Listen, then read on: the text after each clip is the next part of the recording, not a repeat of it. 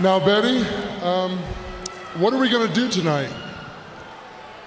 I'm going to kick some ass!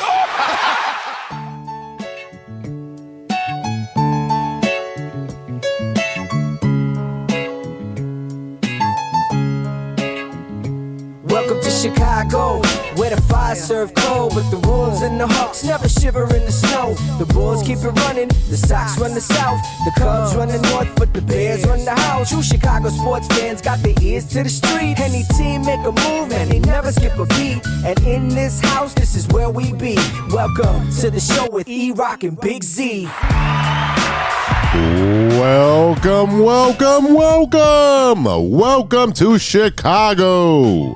Coming from the True Chicago Sports Fan Cave, this is the TCSF podcast with E-ROC and Big Z. Yes, sir. There he is. Episode 90 is brought to you by 606 Media, True Chicago Sports Fans, ACSI, and Grit Clothing Company. Don't forget to go to gritclothingco.com and get your official TCSF podcast t-shirts. Search for keyword True Chicago and use our promo code TrueFan15 for 15% off your entire order. That is TrueFan15. Go and get your official TCSF shirts now. Go get them. As always, I am Big Z, and guess who's back? My boy, E-ROC. Ayo.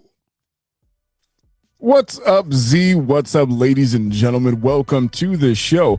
If you're a first-timer or a long-timer, please remember to hit that subscribe button, that notify button, and go ahead and give us a review on your listening app of choice. You can find us on Facebook at True Chicago Fans. Follow us on Twitter at True Chi Fans and on IG at True Chicago Sports Fans. And don't forget, you can support the show with a monthly subscription at anchor.fm/True Chicago Sports Fans. Go on over there and click on support, and you can subscribe for as low as 99 cents a month.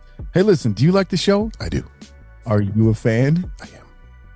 Then tell your friends and they will tell their friends, and we can all be friends and listen to sports, movies, and all types of ill shit together. Z, what's up, brother? I'm very happy to be back, see your face. Tell me, how was your week? Oh, man, I missed you, brother. I missed you. It's been a crazy week back at work. You know, I had that spring break, and then we was back to work, and it was a legit crazy week at work. Students are finally understanding the meaning of a deadline. Yeah, your boy don't play.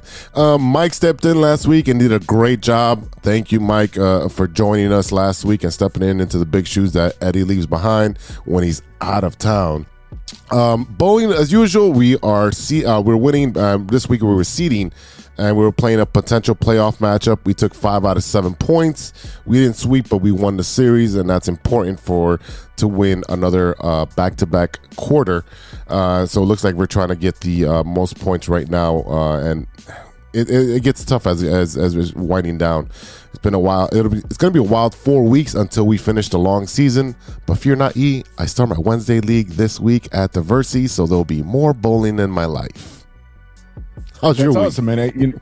You know, I told you back in the day, my pops used to bowl at Diversity River Bowl, so I actually have that little rocks glass. It's like in this Art Deco style, and it was like a special award for bowling. For bowling good back in the day, you used to get a drink glass, so that's always a nice little prize. It goes hand in hand, brother.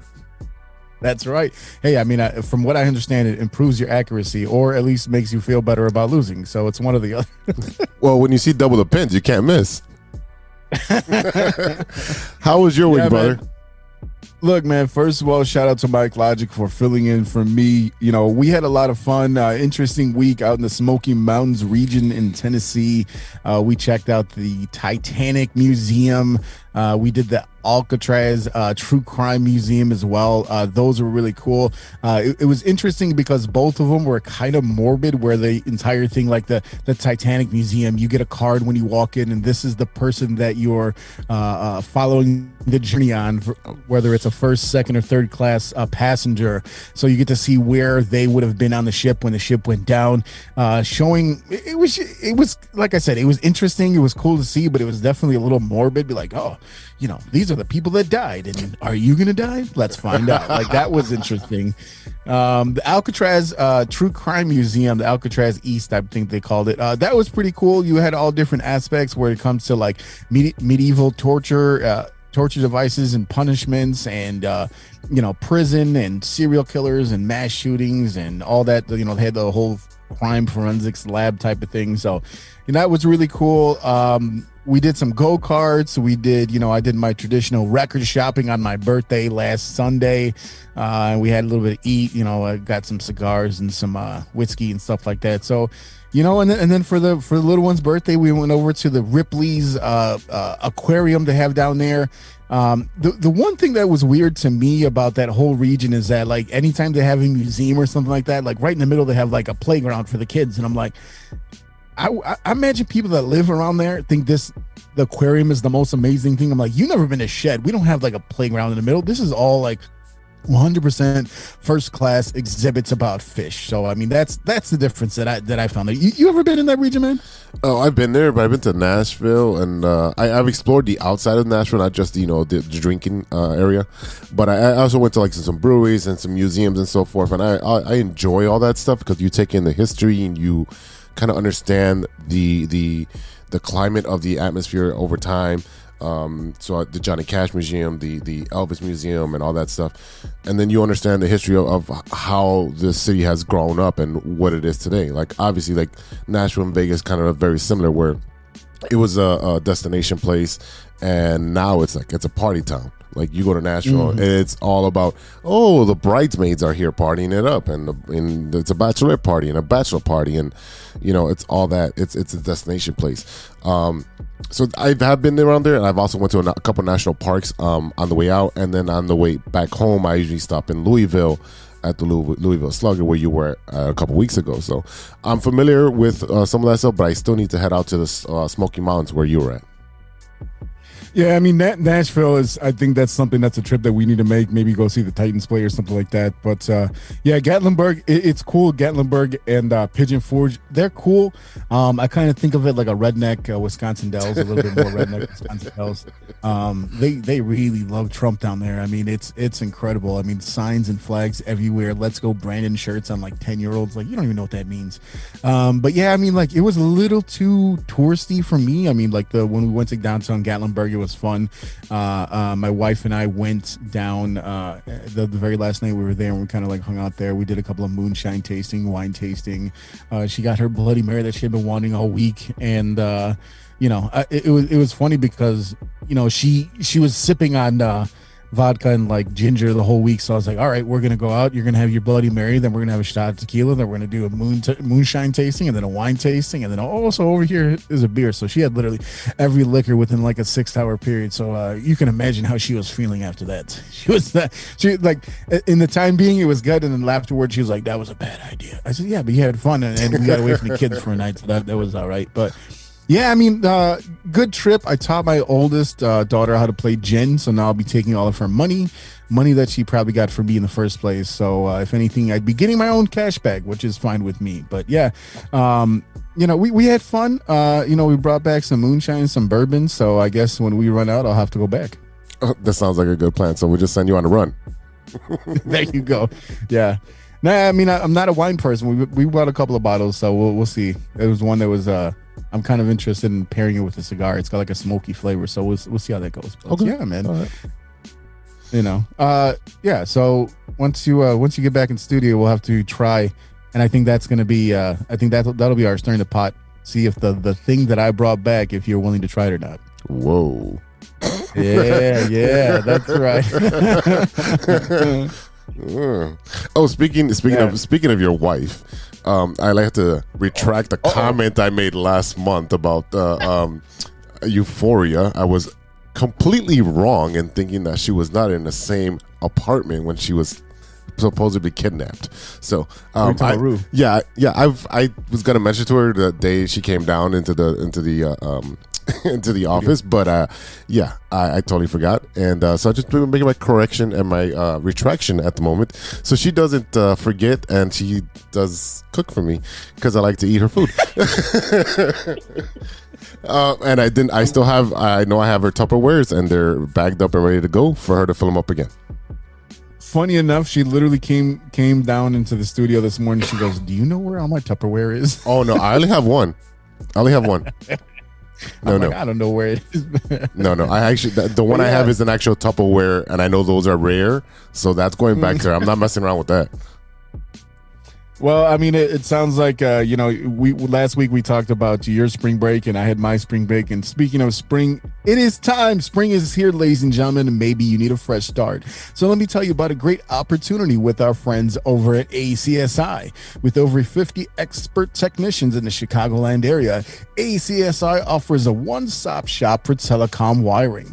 Whether residential cable installation, fiber to the home, or commercial structured cable wiring, ACSI is a proud partner of Comcast and Astound, powered by RCN. Fans, let me tell you the most impressive thing about ACSI. The ACSI crew did their thing during the COVID-19 pandemic, and ACSI was awarded Hacia's 2020 Contractor of the Year award. The best part is that ACSI is growing bigger and better than ever. ACSI is now hiring for field sales, technicians, and project managers. Check out acsi.tech. That's acsi.tech and click on careers to apply today. ACSI is an equal opportunity employer. Go get you a job. This week, we talk about a little bit of baseball preview, what is going to happen with the Cubs and the Sox latest moves, and where we think they're going to end up at the end of the season. We talk a little bit about the Blackhawks just streaking down the stretch, brown streaks in the pants, kind of like what the Bulls are doing, because the Bulls seem like they are ready to go home, and we're going to talk about that a little bit. And of course, during the pot, and what you looking at. But first, this is the Big Three with Big Z. Thanks, E-ROC. I'm Big Z, and you're not. Now for today's stories. Story number one. All right. Duke and Coach K have been finally eliminated from the tournament. Coach K's first loss was to UNC in his career, and his last home game was a loss to UNC. And the team to take the Blue Devils out of this year's tournament was UNC. So some poetic irony has been accomplished here to one of the greatest coaches in college basketball, and actually in pro basketball as well, because he coached the USA men's national team. So E, you're the college connoisseur here. What do you have to say about Coach K and his beautiful run that he had there? Yeah, I mean, look, it was an incredible run. I mean, he had quite a few championships. He made a bunch of Final Four appearances. And like you said, North Carolina handed Coach K his first ever loss as Duke's head coach back in 1980. And it also handed Coach K a loss in the final game at Cameron Indoor. And when they finally meet for the first time in the tournament, they also defeated Coach K in his final game as Duke's head coach, as they took the Final Four match 81-77. I mean, this was a tight game. It was a very, very good game. But UNC just kind of outlasted them at the end of the second half, scoring 47 to 40 points. And Duke, like I said, this was a good team. There's a kid on there named Banchero. He looks like he's gonna, or Banchero, I think that's how he's pronounced his name. He's gonna be a really, really good NBA player, as Mike Logic pointed out before as well. But look, I mean, I publicly said on Facebook that I was rooting for Duke to win it all. The nostalgia in me to see Coach K take out his biggest opponent in their first ever meeting in the Final Four, to go to a championship, to face Kansas, which is another very good storied team, and Villanova played well as well. You know what I mean? So Duke, the number 2 seed, is now out, and Carolina is going to face the Jayhawks.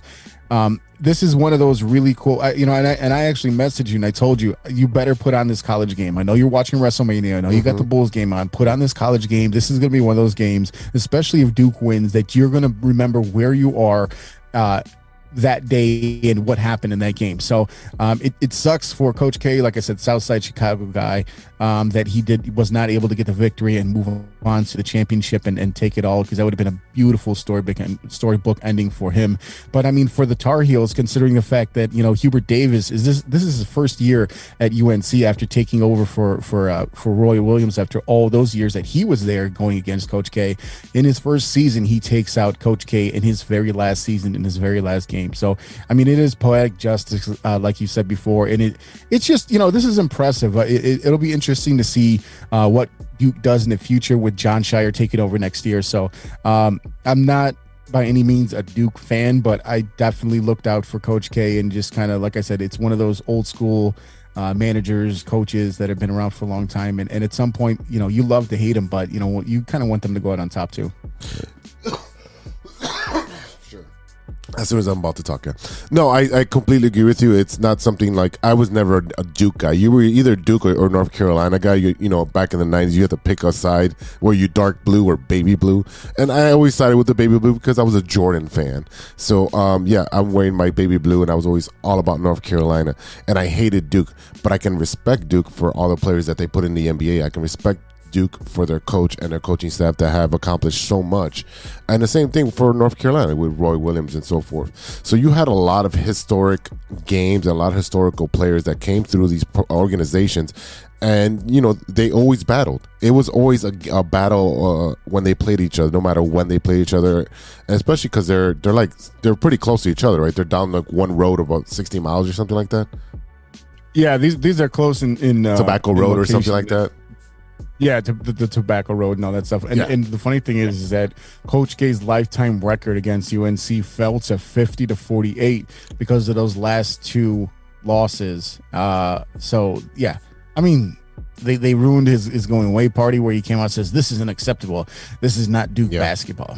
Well, guess what? This year it is. So, you know, it'll be interesting to see Monday night who wins this game. Of course, we're not going to be able to report on it because it'll happen after we record. But, you know, I'm glad to see that this is one of those tournaments where it's you had your Cinderella story, you had your big boys, you had your number one seed going down early. I mean, this was a very interesting tournament, and I'm kind of sad to see it go because this is one time a year, like I said, where I really, really enjoy college basketball. But you know, I'm looking forward to this championship game, and at this point, I kind of hope that Carolina takes it. I mean, Kansas is a high seed. They're either a 1 or a 2, and UNC is an 8. So good for them making it all the way, and let's see what they got. So you're saying we're cheering for the Tar Heels? I am. No, so am I. I'm gonna cheer for the Tar Heels too. I put a little coin on it, maybe. Maybe. Ooh. Yeah, you know. All right. Story number 2, and this is an update to last week's story. The Portland Pickles mascot, Dylan T. Pickle, has been found. We reported the missing mascot last week, and with the help of our fans, yes, right, our fans, he has been found. The saga began when the mascot's costume was lost while the team officials returned from a trip to the Dominican Republic. Then after Delta Air Lines found the luggage and dropped it off in Portland last week, it was stolen by a porch pirate. I hate porch pirates. What a term. Oh my God. It is said that Campbell said it was found, the missing costume, and dropped it off Wednesday at a donut shop. The person who the team called a world hero asked to remain anonymous and said the costume had been left behind on a TriMet bus. So somebody was pretty much walking around being a pickle in that area. And then someone just left it on a bus, and some good Samaritan brought it back and dropped it off at a donut shop. Why would you drop a pickle at a? Oh, I see what you did there. Pickle and a donut. Okay. Mm-hmm. Okay. Go ahead. All I think of is Friday 3. Holy moly donut shop. That's what I'm thinking. It's not security of the world, Craig. Oh man, so yeah, they cleaned the costume, the pickle stuff, and It's nice and better now. I guess it was a little dingy and a little smelly when they found the thing. But I left a pickle picture in the outline for you to see because last week me and Mike talked about it, and this is right up your alley. This is your humor. This is your 6th grade humor, man. Bro, I mean, looking, I had listened to the show while I was on vacation in Tennessee, and let me tell you, when I heard about this story, I knew it was a really big deal. Yeah, I see what you did there. There it is. There it is. There it is. Yeah, yeah. I mean, yeah. This is a funny story all the way through. I mean, first of all, this big ass pickle head. I don't even like pickles. First of all, no, do I? Is it gross? I'll have I eat like 3 pickles a year, and that's because someone left it on a burger, and I was like, all right. But yeah, I mean, like this is a funny story, and the fact that someone left it on the bus and then it got stolen afterwards by your hated porch pirates. I hate the Pittsburgh Pirates, but that's just me because they're in our division. I don't know about the porch pirates. They don't bother me too much. No, man, it's glad that the pickle has been found, you know, because sometimes people like to play hide the pickle. And in this case, it's been found that it's all better and clean. Wow. All right, story number 3. And I put my phone away. I should not have done that. All right, story number 3. Kellogg's Pop-Tart lawsuit dismissed after claim of false advertisement. So this is the one of your stories that you send over to me. It is. And I'm reading, I'm like, no way. There's no fucking way. A judge has dismissed a lawsuit against Kellogg's after a woman sued for the lack of berries in the company's strawberry-flavored Pop-Tarts. In a court ruling this past Friday, Honorable Andrew L. Carter Jr. said Kellogg's strawberry representations are simply not deceptive. The lawsuit was filed in late August by Anita Harris in the U.S. District Court, Southern District of Illinois, East St. Louis Division, against Kellogg's Sales Company. In the complaint, Harris claimed that Kellogg's company leaders give consumers the impression that the fruit filling contains a greater relative absolute amount of strawberries than it does. First of all, it's a fucking Pop-Tart. It's strawberry flavoring. And it says, I know it may say made with some fruit, made with real fruit. That doesn't mean it's made with strawberries. When you get grape juice, I guarantee you there's pear juice and there's apple juice in it. First of all, go get you a fucking toaster strudel. Like, what are you fucking around with Pop-Tarts for? I mean, have you ever had a toaster strudel? Yeah, they're good. Yeah, they're like 100 times better than fucking Pop-Tarts. Yeah. Pop-Tarts, man. You know what was funny is one of my coworkers was actually telling me that that he had some relatives staying with him, and they criticized him for putting Pop-Tarts in the toaster. They're like, what? Yeah, why are you putting the Pop-Tarts in the toaster? Like, no, that's where they go. They're like, no, you're supposed to just eat them out the package. I'm like, that's fucking gross. That doesn't, I mean, I get it if you're a college kid and you literally don't have electricity. That's one thing. I mean, you're sitting there making ramen on a hot plate. Right. But I mean, it's different when, like, you know, you are an adult and you own a toaster. Like, I don't understand why it literally says toaster pastries on the box. So look, first of all, why would you think there would be that much fruit in a Pop-Tart? I mean, this is a ridiculous ass lawsuit. And I mean, it's kind of like, you know, unless you got a class action lawsuit where people are like, hey, you said it has strawberries and I'm allergic to strawberries and it didn't make me sick. So, you know, it's such backwards fucking argument. It doesn't make any damn sense. Well, people will sue over anything at this point, and they're just trying to get rich quick. Like the person with the coffee at McDonald's. I know you remember this case. The lady drops the coffee on, and she's like, "Why didn't know it was hot?" Well, water's wet, and coffee is hot, and air is breathable. Like, there's 3 things that are just fucking common sense. But she won that lawsuit, and now everything has to be labeled. Caution: coffee is hot. Yeah, I mean, because some people are fucking dumb, man. I mean, I think we all know that. Be like, hey, look out, there's a hole in front of you. Be like, oh, so I shouldn't walk in directly into that hole?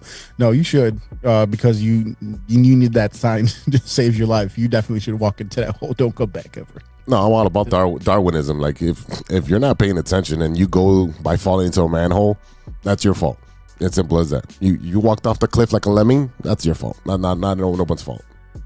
I think at birth, everyone, and I know you don't have the capability of writing or holding a pen even, but there should be some type of verbal agreement. As soon as you learn how to talk, you have to sign a contract called the "You Big Dummy" contract. So in case you do dumb shit, you're not allowed to sue anyone. Yeah, definitely. All right, I'm Big Z, and that's news to me. We'll be right back after a word from our sponsor. We all know that 2020 was no joke, and with an ever-changing world climate, many people are looking for a new opportunity. Guys, are you looking for a career that rewards effort and makes you feel valued as a team member? Let me tell you a little about our friends at ACSI. ACSI is a certified RCN business agent. They provide the same RCN services with a personalized touch. Their sales and technician teams work hand in hand, ensuring your experience will be smooth and pleasant. Gone are the days of being transferred from one person to the next. At ACSI, they handle everything from start to finish. It's never been so easy to get internet service. ACSI is a growing Chicagoland company that encourages personal growth and rewards perseverance. As they expand, they're looking for passionate, responsible, and honest professionals to join their team. A career with ACSI means you will be part of a hardworking, flexible, and dynamic team that is a leader in the installation of cable and internet services in the Chicagoland area. Best of all, ACSI was awarded Hacia's 2020 Contractor of the Year Award. Are you ready to grow with a local Chicago company on the rise? Check out acsi.tech and click on careers to get started. That's acsi.tech and click on careers.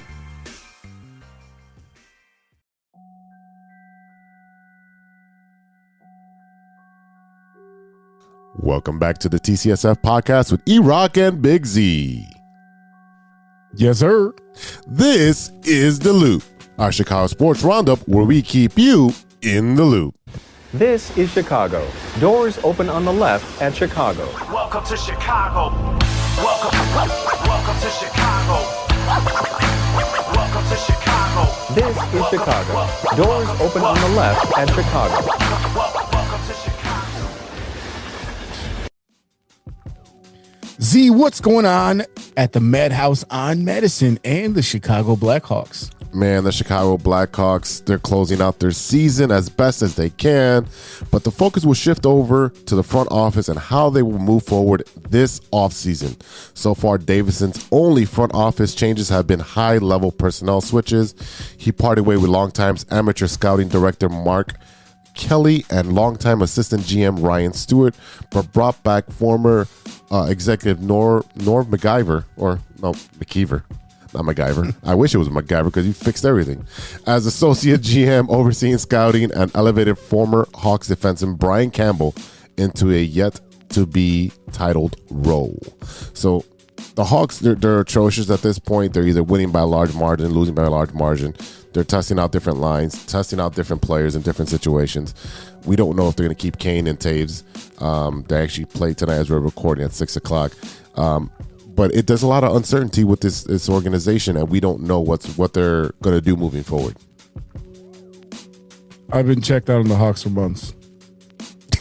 That's my job. You know what I mean? Like, this has been such a fumble of a season, whether it comes to your coach getting fired, your GM and your organization going through such a tough time, your former coach having to resign from a different team over some shit that they just decided not to look into back in 2010. I mean, I think anyone that listens to this show already knows my feelings about the Blackhawks, at least for this season. So, I mean, I'm glad that this season is coming to an end. I don't have to hear about them until next year, October, September, whenever it is. And then, maybe you guys can change my mind then. But for now, I'm checked out. Speaking of firing, I didn't put into this on outline, but I still got to shout out my Chicago Fire for not losing in their past game against FC Dallas. Yes, sir. Eddie's having a knip shit over there. The Chicago Fire came to a draw 0-0 against FC Dallas in their latest game. And guess what? They're one of 3 teams in MLS without a loss. That's right. I have to give a quick shout out, man. I got to put my Chicago Fire out there. Bro, you pulled the okey doke and you took the most boring shit to talk about and then made something else way more boring. I don't know how you did way. That. The Fire are way more exciting than the Blackhawks. You turn the boring ass Blackhawks into the boring ass fucking Fire. No one is what you and the one other person that it likes the Fire is watching this shit. My guy Javi's a big Chicago Fire supporter, and he listens to the show. So 3. Yes, it's 3. So what? It's more than 1. It was a good match, man. What are you talking about? Anyway, hey, when the Chicago Fire starts calling and then they say for us to go to the game, you're going to the game with us. I mean, I'll go because they got beer there, right? They do have beer. Okay, well then I have a reason to go. And your ticket comes with a beer. Look at that. Even better. Yeah. Shit, I'll get 2 tickets then. Oh, look at you. If I get 2 beers. That's how you stay interested. Just keep feeding him a beer. He'll be interested in soccer. Hey, it's all about priorities, right? That's right. You're gonna be like, kick the ball in, guys. Yay, go team. All right, E, let's talk about something a little bit more of your palate. Let's talk about the Chicago Cubs. Yeah, baby, baseball is here. Opening day is Thursday, April 7th, and the Cubs are going to take on the Milwaukee Brewers at Wrigley. And they named their opening day starter with the professor Kyle Hendricks getting the nod for the 3rd consecutive year. Some fans thought that the newly acquired Marcus Stroman should have gotten the nod. Z, what do you think? No, you go with your veteran, the guy who's been there for the longest. The professor definitely deserves to be the opening day starter. And he has a good record against the Milwaukee Bucks, if I can remember correctly. So you want to see your guy who's earned it, open the day, especially at Wrigley. I mean, it was, in Milwaukee, but like, yeah, whatever. But your best pitcher, your veteran, your leader of the staff should be the first pitcher to open the season at home. I mean, considering the fact that he's never faced the Milwaukee Bucks, it's impressive that he has a good record against them. Milwaukee Brewers. Did I say Bucks? Did I say Bucks? Yeah. I'm still on medication. But yeah, I mean, look, I agree with you. You know, this is one of the 3 guys that are left over from the 2016 Cubs when you talk about him, Wilson Contreras and Jason Hayward, and then of course your manager David Ross. So I mean, I'm glad for him. I'm glad that Rossi did the right thing and named him this opening day starter. You have to give him the respect of being the guy that has the longest tenure in the organization when it comes to your pitching staff. So I mean, I think it is the right move, and they are struggling a little bit trying to figure out how they're going to finish filling out this rotation because on last Friday, the Rossi came out and said that Wade Miley is currently dealing with inflammation in his left elbow. He's going to begin the season on the IL, delivering a late spring setback as the Cubs try to map out their pitching staff.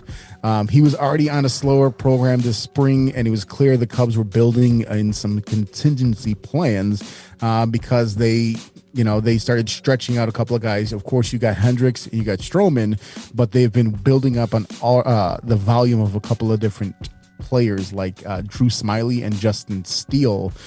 They're also preparing for starting roles. And don't forget, they also have Alec Mills, who hit through the no-hitter not too long ago, and then Keegan Thompson coming through. We saw him a little bit last year. So all 4 of the pitchers in that group could be mixed and matched or paired together for the early games. So it'll be interesting. They also signed and brought onto the 40-man roster, I think 39-year-old this point, Jesse Chavez. Cubs fans remember him from a couple years ago. Skinny Mexican guy. He's got a pretty good whip of an arm. He's decent in the bullpen. I know a lot of Cubs fans wanted him to come back. I believe he went on to the Rangers or somewhere like that. So it's been an interesting off season. I think some Cubs fans wanted the Cubs to go after some more bigger name players, like I talked about Carlos Correa. It might have been a wasted time for him on the north side, but he does have that weird contract where you can opt out after pretty much every season of his 3-year deal. So it is possible that he's still in the cards, but you also got to look at who else is going to be taking up space in the middle infield right now, because we definitely have to see what these guys, your corner infield wisdom, Frank the Tank, what's going to happen with your little short boy that they brought over from the White Sox. Magical. You know what I mean? Saying, when is Ed Howard going to be ready? What about Brendan Davis? I mean, there's a lot of players in the pipeline that I think the Cubs are going to be relying on in the next couple of years. So we have to see how they're going to build that out. And like I said before, I think it's possible that the Cubs kind of smack a few guys in the face and surprise them a bit. No, I think of the Cubs are being cautious on what their moves are because they want to build forward, not just for this year, but moving forward, and that's the big picture. And Cub fans don't want to hear that because once you get a taste of the championship, you want to keep running for a championship. Unfortunately, that's not going to happen right now. You lost Carlos Correa, and so did everybody else. And he has that, like you said, that weird contract where if we don't win in Minnesota, then I'm going to leave again. Then you know what? Then you do you. But that's not a contract as an organization that I'm going to sign somebody if we're not ready to win. There's no way I'm going to give you all that leeway.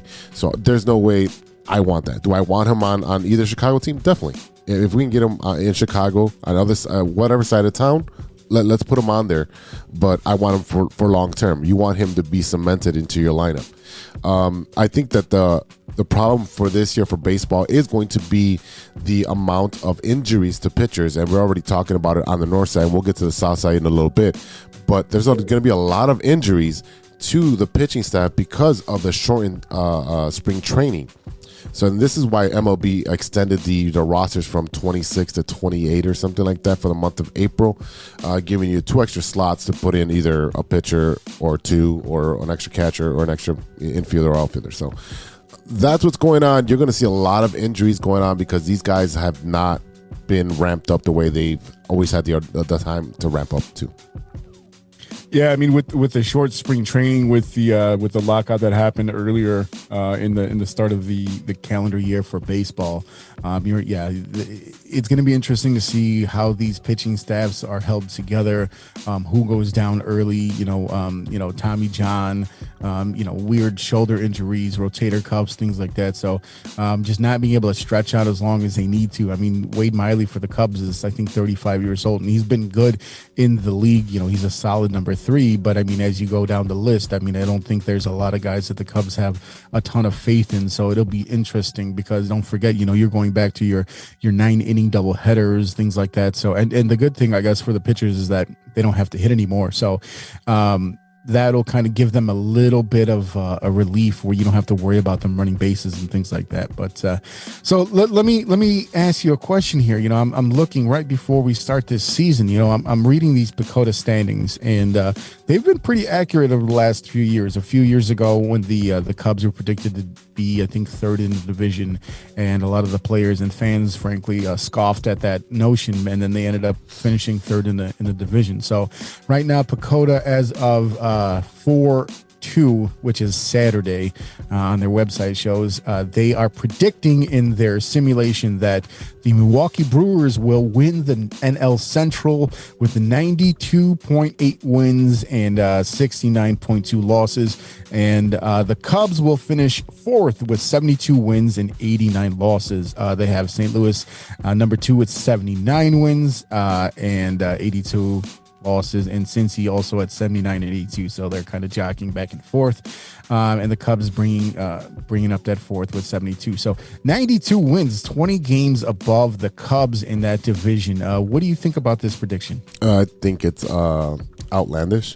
Milwaukee has been one of those teams that has time and time again proven that they can't finish someone off. I really do think that Milwaukee can win the division. But St. Louis has always been there no matter what. They can have, the second grade Pee-wee team, and they'll still be up there in first or second place. It don't matter. St. Louis has an organization that's always there. Cincinnati, I don't know how they're in 3rd place. And I still think the Cubs will be in 3rd place. I don't think Cincinnati will finish there. I think Cincinnati is going to sell off their pieces as usually as they do. And Pittsburgh will be the dumpster fire that Pittsburgh is when it comes to baseball. Yeah, I mean, it's interesting that, the Brewers do have some good pieces here. I mean, you look at their rotation, they got Corbin Burns, Brandon Woodruff, Freddie Peralta, Adrian Hauser, Eric Lauer, and Aaron Ashby. A lot of these guys you haven't heard of. You know Corbin Burns, Brandon Woodruff, and Peralta has been around for a while. But, and look at their pen. Don't forget, you still got a guy in Josh Hader who is just a very, very good bullpen guy, and Brad Boxberger. But, I mean, overall, I don't see anyone that really scares me here. And then you have, who is really, I don't know, Rowdy. Are you scared of Rowdy Tellez? Are you scared of Colton Wong? Luis Urias has been a good player in the league for a long time. But yeah, I mean, they got Christian Yelich, who I don't know what happened to him. It feels like he fell off, but they also have McCutchen, who is damn near 4 years old, if he's not that old already. Lorenzo Cain, Hunter Renfroe. So Renfroe is definitely a good player. And then McCutchen is going to be their DH. So I don't see anyone on this team that scares me, but I think they're kind of considering the fact that the Pirates are going to suck. The Cubs are probably going to suck. The Cardinals are just bullshit. Fuck the Cardinals. And the Reds. I mean, the Reds are another team that, should have been better a couple years ago when they got Castellanos, and just really never panned out. So it'll be interesting to see. Like I said, I don't expect a ton out of the Cubs, but I also think, like I said, I think they can catch a few guys off guard. And my biggest fear, honestly, is with a team where you don't really know how talented they are, how they haven't been able to spend that much time together in the offseason. Marcus Stroman being signed before the lockout was good for them, but they still didn't have access to him. And then you kind of look at some of the other turnover that's been through. You're talking about players that are coming back from injury, players that are just don't have that much experience, wisdom going into a full major league season. Frank Schwindel, another guy. What's going to happen with Wilson Contreras? I know you guys talked about that a little bit last week. I still think that they need to find a way to do whatever they can to keep him in the mix, stabilize this pitching staff, bring up a couple of guys that you can trust with him, and like I said, make him Yadier Molina of the Cubs. That's what you need to do, in my opinion. So I think fourth is probably a good prediction for them. But again, I don't know what to expect out of the Reds. The Cardinals always kind of seem to find their way up there. The Cardinals could end up getting a wild card spot, taking it away from someone else that's like the Padres or something like that. So the Giants even. So it'll be interesting to see. But I think it's probably right on point. But I think the best thing for the Cubs right now is that there's not too many expectations out of them. So what I was going to say earlier is that my biggest fear is that they do catch fire early and then they lose steam late, like the Bulls did. Ooh. Is that foreshadowing there? A little bit of foreshadowing? A little bit. Oh, boy.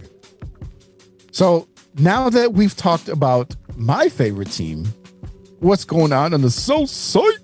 Oh, man. Thanks, E. The White Sox. Kind of similar to the Cubs. The Chicago White Sox are limping to opening day. Reliever Garrett Crochet, the crotch rocket, very likely heading to Tommy John surgery, said GM Rick Hahn this past Friday. The crotch rocket left Thursday spring training game with the trainer when he was flexing his arm. So it looks like Tommy John surgery will sideline Crochet for the entire 2022 season and likely the first couple weeks of 2023 as well. I mean, this is expected when you have such a flamethrower like this, and he has kind of like an unorthodox kind of throwing motion. So there's going to do an MRI. They'll let us know, but everyone's already talking Tommy John and him being out for the rest of the year. So now you have one of your flamethrowers down for the year, and it's like we just traded somebody.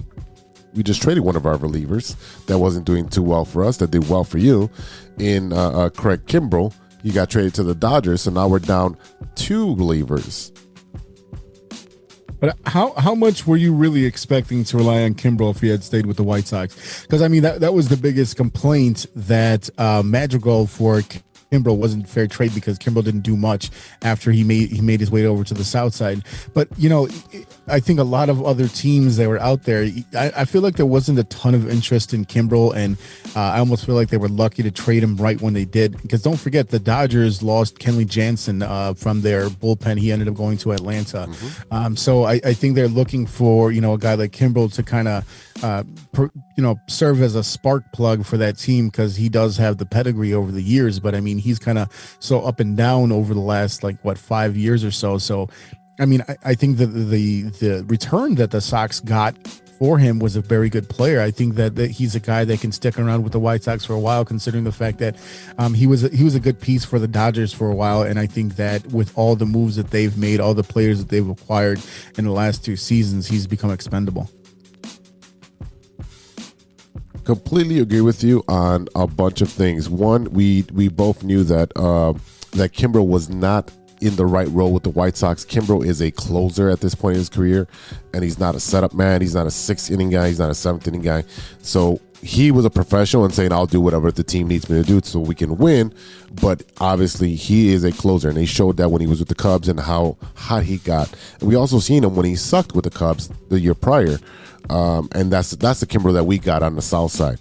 The fact that we got A.J. Pollock for him is a miracle. So it pretty much matched up with money because A.J. Pollock is earning $10 million this season and is owed at least a $5 million buyout or $10 million option for the next season. And Kimbrel is $16 million this season.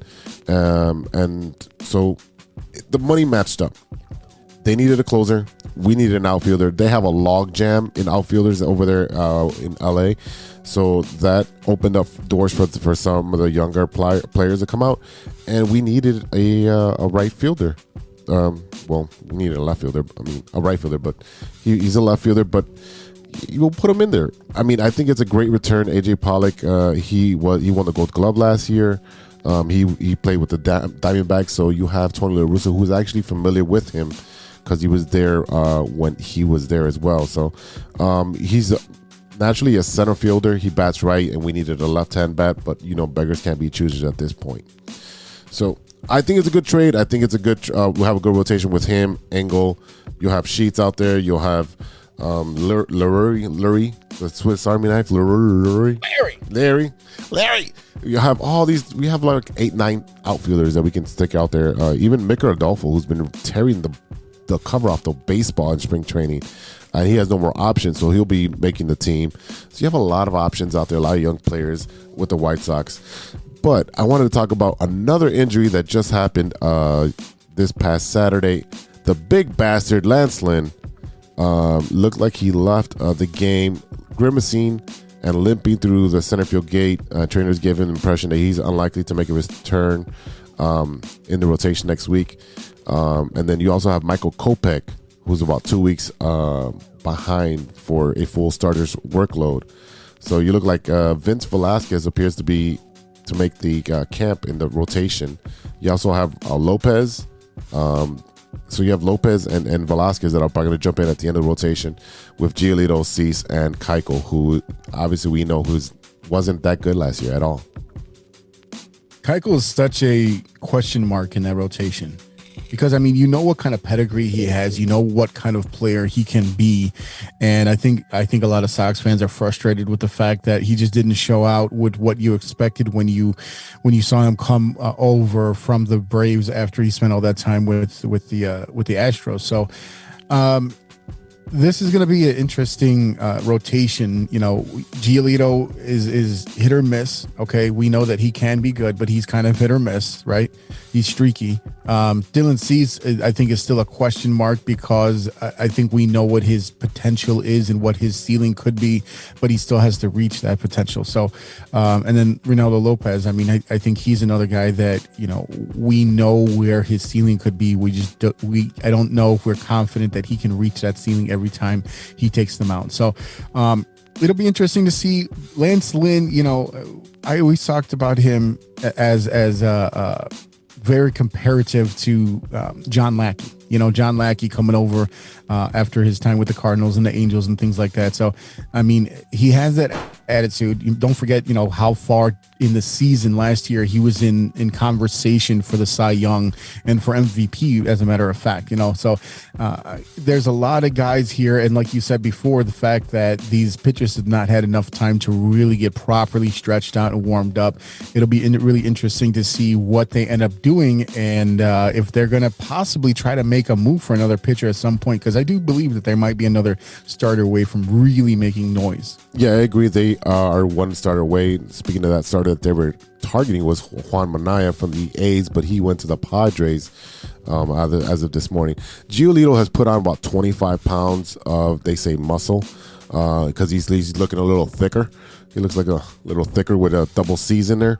Yeah, thick. And the reason he gained the muscle was to not break down later on in the season, so you can avoid injury. Dylan Cease, like you said, his ceiling is super high. He has the filthiest stuff out of everybody in the staff. And it's just about consistency, and he's just a young kid. So we'll see. Hopefully he can turn it around. I think this is his third season with the club now. And then Keiko was actually one of the first people at the training center and actually training on his own. And I think he has a chip on his shoulder to prove that he is not going to suck this year. I think he knows that the writing's on the wall, that if he does suck, he's going to get the Ronaldo Lopez treatment, where they're just going to send him off to pasture, and either you get it right or wrong. We don't care. We're in the winner business of winning. And as far as Lopez, who I just mentioned, he had corrective eye surgery. And you saw the difference later in the season when he pitched for us, that made a huge difference for us. Yeah, I mean, and that's one of those things, we talked quite a bit about the rule changes and things like that happened last year in the middle of the season, especially for the pitchers, with not being able to use the sticky stuff wherever they were hiding it. But so, again, it's another thing. We saw players like Yu Darvish and others kind of take a nosedive. They've got to get used to that. They've got to figure out how to throw differently so they don't get injured, because I think that was another one of the concerns about needing to throw the ball harder when you want to get it faster, because you can't get that spin rate from not having that gunk on the ball anymore. So, again, I think you're right on the money when you talk about the possibility of a lot of pitchers being injured early. And, we're already seeing that kind of hit the White Sox a little bit here. Yeah. A couple quick nuggets. Tim Anderson is suspended for the first 2 games of the season, stemming from an altercation last year with an ump where he accidentally bumped him. So he's going to serve his games there. So he doesn't care, because he says, I don't care about Detroit fans, which is, typical. We don't care about Detroit. So the first 2 games really don't matter to Tim Anderson. He cares about the home opener and what he's going to do the rest of the season. Also, Giolito avoids arbitration with a $7.45 million settlement. So he wanted 8. The Sox wanted, 7, and they finally signed at the middle, which is great. Go ahead. One last White Sox nugget. The Sox and the Blue Jays have agreed to a trade. Zach Collins is headed to Toronto, while Reese McGuire has been brought over to the White Sox. So that's a little nugget there, Sox fans. Say what? Breaking news on the show? What? Yeah, man. Shout out to Berto, because I just saw that on the page. So, yeah, Z, we talked a little bit about the Cubs and their PECOTA rankings. The PECOTA actually has the White Sox winning the AL Central with 90 wins. Let's call them 91, because they got 90.8. 91 wins and 72 losses, and they lead Minnesota with 87 wins and 75 losses. So that's where they are predicting that the AL Central will end up, and the White Sox winning that division. What do you think? I think the division is there for the taking. It's not going to be as easy as it was last year, where they ran away with it. You have the Guardians, who still have a decent pitching staff, and they have young players on the team. You have the Royals, who are always pesky. Royals always present some problems for us. But the big thing is that Minnesota got a lot better by signing your boy Correa. And that's going to make a huge difference. Detroit is not going to be the bottom feeder. I'll tell you right now, they're not going to finish in 5th. That team is really good. That pitching staff has been developing for the past 3-4 years, and how would they be bringing up and so forth. And they got your boy over there, Javi, anchoring the defense over there. So do not expect them to end up in the 5th seed or the 5th place there. I do see Kansas City dropping to 5th, Cleveland staying at 3rd, and Chicago, Minnesota battling for the number 1 spot. That's going to be just left up to the pitching staff and whose pitching staff can stay the strongest. Right now, I believe we have the strongest bullpen in MLB, but we don't have the starting pitching. We have 2, maybe 3, if that, maybe. So it's going to come down to injuries.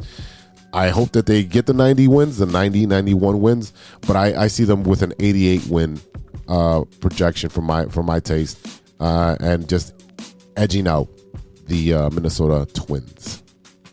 Yeah, you're right on the money with that. I mean, it's going to be it's like Cubs and Cardinals. No matter where they are, it's always interesting. Cubs and White Sox, for that matter, it doesn't matter where they are in the standings. They always play each other tight.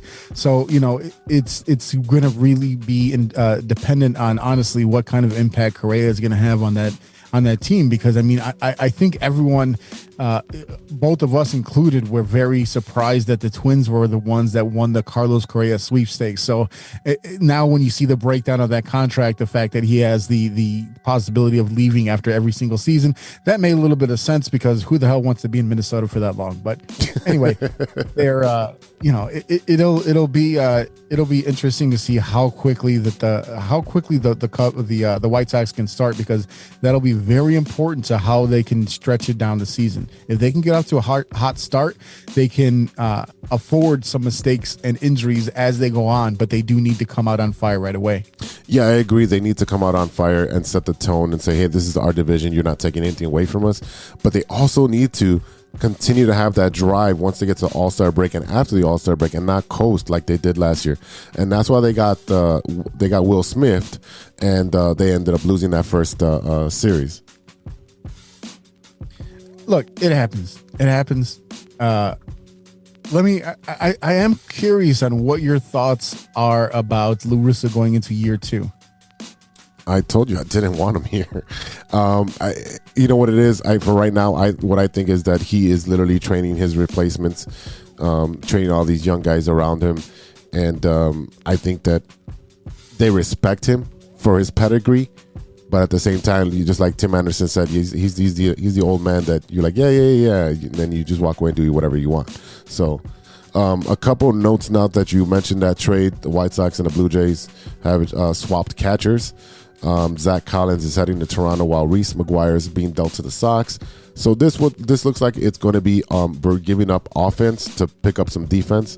McGuire is a +4 on pitch framing and so forth. And Zach Collins, that we know he has a good bat. So we're going to get another defensive catcher to join Selby Savala, who's also out of options. So they're moving around players so that way they can spell Yasmani Grandal so he can play some little bit of DH. So we're giving away a little bit of offense, but we're picking up some defense so somebody can actually throw somebody out. Hey, it's about time. You're damn right. You're damn right. Before we get out of the loop, a couple of Bears notes. The Bears did not get Ryan Bates from the Bills. They went ahead and matched his offer sheet. I know a lot of Bears fans were really looking forward to possibly adding Bates to the team, but unfortunately they did not. The Bills matched the offer, so that kind of tells you, especially a team of the Bills caliber right now, that tells you what kind of value that he has in the league and for that team. I mean, he was an undrafted guy. I think he came out of Duke. And yeah, he came out of Duke, if I'm not mistaken. So, no, I'm sorry. He's undrafted out of Penn State. And so, I mean, it kind of sucks because I know that really that's where you saw Ryan Poles focusing on guys that he can kind of sneak in and grab that were either free agents or restricted. So, unfortunately, the Bears did not secure that move. Also, the Bears signed former Northwestern University quarterback Trevor Siemian to a 2-year contract. He's only appeared in 33 NFL games. He has 29 starts over 6 seasons. People were like, why did they do that? They already have Justin Fields. They don't have any faith in Justin Fields. You dumb bastards. He's called a backup. He's always in a backup. He will always be a backup. He was probably a backup when he was first brought to Northwestern. He was forced into play. This is not a good quarterback, but again, 6-year guy. He's been in the league for a long time. The Bears are trying to figure out what they can do with Foles. They're trying to go out there and trade him, but there's no Foles in this house. No one wants to trade for him. And, former Bear Andy Dalton just signed with New Orleans, I believe. So, look, you can say whatever you want about Dalton. You can say whatever you want about Foles. Siemian is just a backup. There's no way they're not going with Fields going forward. There was a lot of talk about maybe Ryan Poles. This is not the guy I drafted. Shut up. He's going to play the high draft pick, drafted in the first round, number 1 for the Bears. We're going to see what Justin Fields can do this season. I don't expect a lot out of him, but a lot of the Bears in general. But this Simeon pickup is just for insurance. He's just a backup. So put on your panties, stop freaking out, and calm down. Yeah, I mean, Bears fans, they're fickle. They're very fickle. I mean, just relax. RELAX.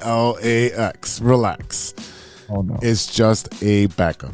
Okay, we're not hitting we're not hitting our targets, and we're not overspending. Okay, we didn't get this guy. That's fine. You know what? Move on to the next guy, the next contingency plan. And guess what?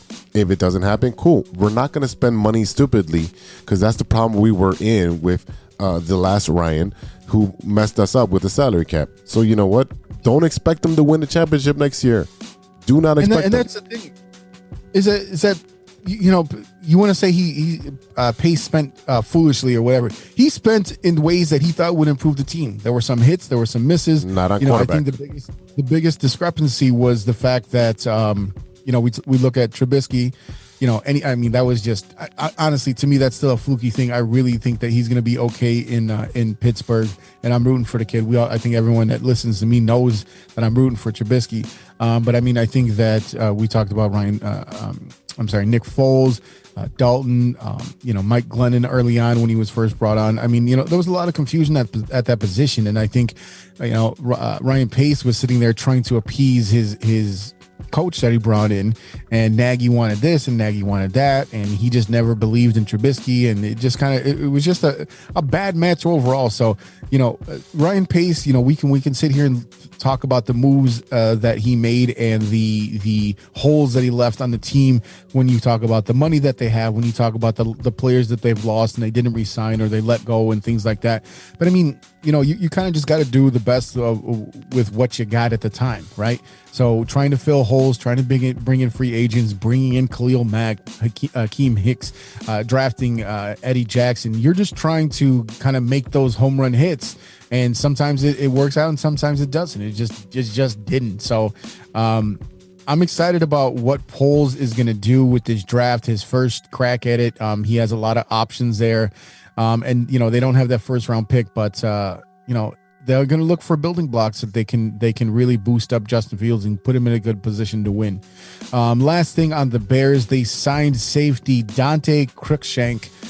He was a unrestricted free agent, and they gave him a 1-year contract.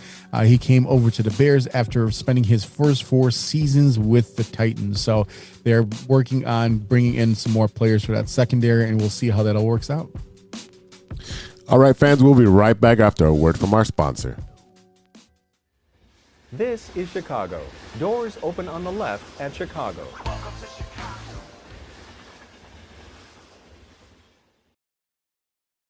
Hey guys, this is Mike Deportes, and you're listening to True Chicago Sports Fans podcast. We all know that 2020 was no joke, and with an ever-changing world climate, many people are looking for a new opportunity. Guys, are you looking for a career that rewards effort and makes you feel valued as a team member? Let me tell you a little about our friends at ACSI. ACSI is a certified RCN business agent. They provide the same RCN services with a personalized touch. Their sales and technician teams work hand in hand, ensuring your experience will be smooth and pleasant. Gone are the days of being transferred from one person to the next. At ACSI, they handle everything from start to finish. It's never been so easy to get internet service. ACSI is a growing Chicagoland company that encourages personal growth and rewards perseverance. As they expand, they're looking for passionate, responsible, and honest professionals to join their team. A career with ACSI means you will be part of a hardworking, flexible, and dynamic team that is a leader in the installation of cable and internet services in the Chicagoland area. Best of all, ACSI was awarded Hacia's 2020 Contractor of the Year Award. Are you ready to grow with a local Chicago company on the rise? Check out acsi.tech and click on careers to get started. That's acsi.tech and click on careers. This is Enrique Calderon coming to you from True Chicago Sports Fan Podcast. Y te lo dice Enrique Calderon. Welcome back to the TCSF podcast with E-ROC and Big Z. Yeah. This is the bottom line. And that's the bottom line.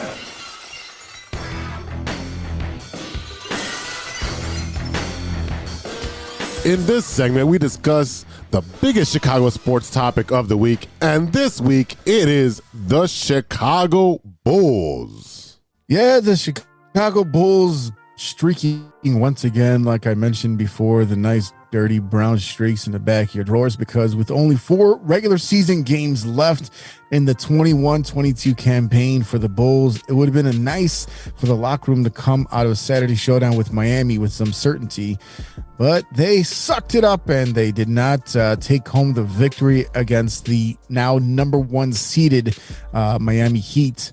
Alex Caruso's back issues only worsened, with Coach Billy Donovan admitting that his defensive-minded guard had a problem. That was evident in Donovan playing him only 22 minutes. All-star Zach LaVine half-kidded that it would be nice for him to get a few games off this upcoming week, especially when his left knee soreness still coming and going from day to day. So, I mean, we know that knee, last he talked, was only about 70%. We're still waiting to see what's going to happen with Lonzo Ball coming back, Caruso dealing with multiple injuries because I don't think his wrist is really back. You're also talking about Pat Williams still trying to get into the groove. Kobe White has been all over the place. So, it'll be interesting, man. This is a very, I talked about it a little bit earlier, and it just sucks because they peaked at the wrong time. Yeah, this is exactly what you said. They peaked at the wrong time. They had injuries at the beginning of the year. They had COVID at the beginning of the year, and they overcame a lot of those things as players were coming in and out of the lineup, and they were number 1 at the All-Star break, tied with Miami at that point. And since then, they are 7-12? 7-12. If they would have won on this past Saturday and Cleveland would have lost, they would have secured a playoff spot. So that's what they're playing off for right now. Instead of being a number, like I said, a number 4, a secure number 4, even possibly competing for the number 3 or 2 spot. I never thought they'd be a number 1 team because they're not a number 1 team. The defending champs are a number 1 team, and that's where they're going to stay. And I think right now Milwaukee is just playing the seeding game to see who their best matchup is. So neither here or there, because we're a Milwaukee podcast. But my biggest concern is DeRozan, who hasn't played this many minutes since he was 24 years old. This man is playing almost 40 minutes plus on a nightly basis. And the other night he had to score 50 and bail out the Bulls. No one is scoring. Like you said, Kobe White is literally on the floor but isn't doing anything. This man can't hit water. If you chucked him out into Lake Michigan, he'll still be dry. His clothes will be nice and dry. This man cannot hit water if he tried. He has sucked it up horribly, and there's no one to replace him. Ayo has a nice bounce back since the All-Star break, but I've been asked to do something that he's not always been doing. He's a shooting guard. Now they're asking him to be a point guard. He's doing fine. Vooch, again, inconsistent. He'll have a stretch here where he's scoring 20 points a game, and then he'll revert to scoring 12 and getting like 6 rebounds. Like, he gets scared when he gets a big matchup. And then, you talked about LaVine. LaVine's asking for more time. Well, you know what? You should have sat down to the All-Star game. As simple as that. You were hurt before the All-Star game, but you wanted to play in the All-Star game and shoot a 3-point contest and do this and that. You know what? You should have sat your ass down and took care of that knee, so that way you could have closed out the season with a little bit more oomph, because you've been playing like a little bitch. I get the emphasis. I get the argument that he should have stayed out for that All-Star game, but it's also an All-Star game. It's not like, this isn't like a guy who has been to the All-Star game 10 other times. This is his second appearance, right? So I mean, like, I can't really fault him for showing up and playing in the game in his second ever appearance. You got to remember that this is a guy who's really trying to build his brand. He's been in the league for a few years now. He won the dunk contest when he was in Minnesota. He gets traded over to the Bulls basically for Jimmy Butler, and we saw all the other moves that just did not work around that when they used the pick to get Markkanen. And when he sat there, we talked about some of the other players that came over in that trade. So we know that LaVine was the star of that trade that got the the Timberwolves, Jimmy Butler. But I mean, you see what he's trying to do right now. He's trying to raise his star power. He just signed that contract with New Balance to do their shoes. We see him in I think it's Allstate commercials and Mountain Dew commercials. And he's out there. He's trying to gain his notoriety. And I mean, like I said, he's 25, 26 years old. He might be 28. I'm not sure. But I know that he's been in the league for a while now, and he really feels like that he should be at superstar status. Now, the problem that I have with this team is not just injury. It's not just lack of defense, but I mean, it's such a makeshift team that, like I said before, they peaked too early. So you saw AC just doing his thing out there. Well, then, he finally comes back from whatever. I think he had a knee or I forget what he had, but then right away the wrist goes bad, right? DeMar DeRozan getting tired. Lonzo Ball, who I was kind of neither here nor there when they first acquired him, but you saw the ball handling skills that he had when he came over to the Bulls, throwing the ball like a quarterback. Troy Brown was a decent addition, but he really hasn't done much for them. Io has been a revelation, but again, he's at the point in the year where we're looking at the Final Four championship already coming. They haven't even started playoffs in the NBA. So this is a guy that just hasn't been around and played this long. And then, of course, Derek Jones, another guy with a wrist injury. Tristan Thompson is a guy that they thought could be a spark plug when they're waiting for Pat Will to come back. But he was just kind of been out there barking, oh, my team, my team. He hasn't really done shit. And I think, honestly, the most frustrating player on this team right now has got to be Vucci, man. You know what I mean? Because I think that we expected him to be an anchor in the middle. And I think the fact that he didn't have Pat Williams to play alongside for most of the season really hurt not only Pat Williams' development in this league, but it hurt Vooch because he was looking for that partner. He's the guy that's 30 years old. You know what I mean? But the paw or the claw or whatever this guy's his made up nickname is, he was supposed to be the spry one. He's supposed to be out there getting the boards and doing, being around the rim all the time. Vooch ain't built that way anymore. He's just getting older. He needs to be, he needs to be strategic. He needs to have a lot of good fundamentals. He needs to not be at the top of the key shooting threes. He needs to be in the mix. And unfortunately, I don't know how far I see this team going. Like we were saying before, there's 4 games left in the regular season. How far can they really go in the postseason? So a couple things you said there. Yes, Vooch is getting older, but Vooch is scared of contact. He's like allergic to it. He doesn't want to be in the middle with the young kids. And I get that. That's not your game anymore. He can't bang and clang.